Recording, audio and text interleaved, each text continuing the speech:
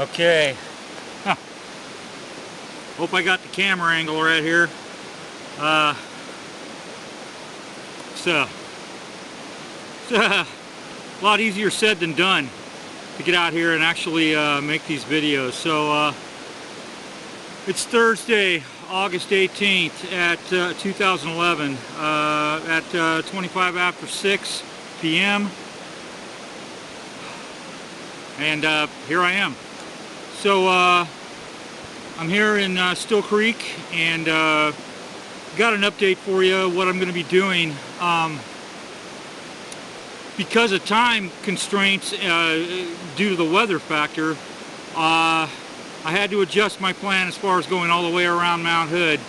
By the time I would have got around the north side, the weather would have been really bad, and you know, it just wouldn't have made for the kind of videos that I'd like to make for you guys out there that are watching these.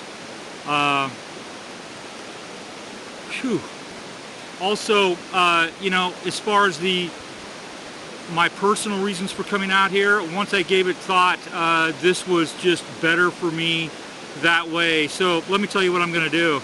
I'm doing the entire Salmon Huckleberry Wilderness, which is the largest wilderness area in the Mount Hood National Forest.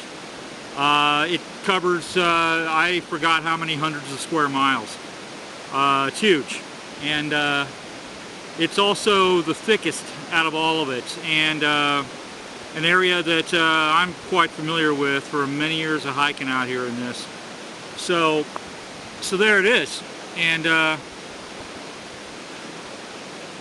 right now, where I'm camping tonight, hiked all the way here from Government Camp, and it was a good hike. I'm pretty tired.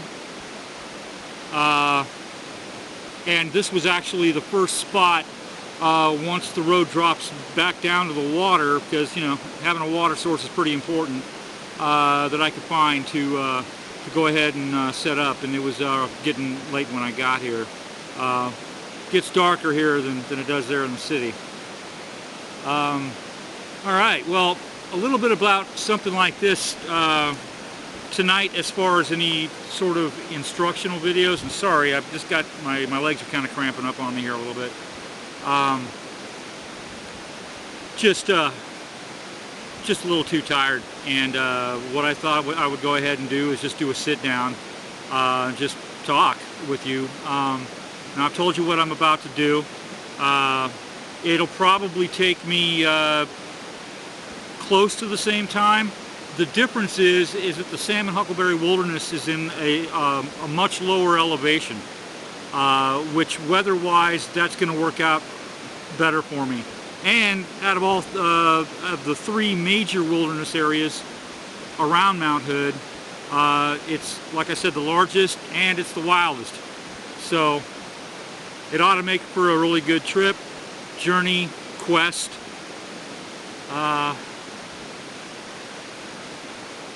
I'm really excited. I'm really excited about this, and I hope you all tune in to this.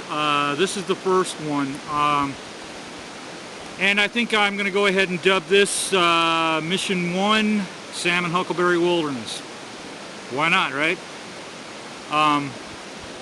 So, a couple of pointers. One, when you're out in a place like this, especially here in the northern Cascades of Oregon, you know, and you're out here alone, it's kind of similar to being, well, it is similar to being in any other wild place on earth. And I don't care if that's Africa or whatever. Yeah, a lot of people say, well, you know, there's lions and stuff that can eat you in Africa.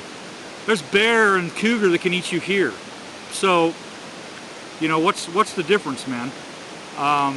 Also, on that point, and people who were in the military will understand this term. When you're alone out here, you want to keep your head on a swivel. And it's just a good idea, especially when you're sitting down and you're relaxed like I am right now. Just be aware. Just be very aware. Also, when it comes to your food, this is bear country. Cougar, as far as what you're cooking up, not so much of a worry, but bear, definitely. A bear is a walking garbage disposal. they can smell your food a couple of miles away. And there's a lot of bear up here. The first leg of my journey heading up Still Creek all the way to government camp, I saw one black bear about 20 yards, or excuse me, about 25 yards from me. So, you know, there you go. Also, I think I stated in a previous video, you know, a little bit more about me besides my military background, but I'd like to go ahead and do it here. Besides my military background, I'm also a Mazama in Portland, and we're the oldest mountaineering association here in the Pacific Northwest, and actually one of the oldest in the country. I've been a climber for 25 years, avid backpacker, wilderness trekker, and have been on many solo journeys. So the difference with this one, of course, is this is extended. Even the new plan right now for the salmon huckleberry, I'm really digging it. Not exactly sure how long it's going to take me, but I'm going to be out here for a while. My honey, Terry, is going to be meeting up with me approximately once a week at places where I can come down to where she can get to by car, and I can hand her my, my video cards, and also, yeah, she'll probably camp out with me for a night. I mean, come on, people. So, it should be interesting. And yeah, honey, I did actually pack a couple of beers all the way here from government camp. And I'm glad I did.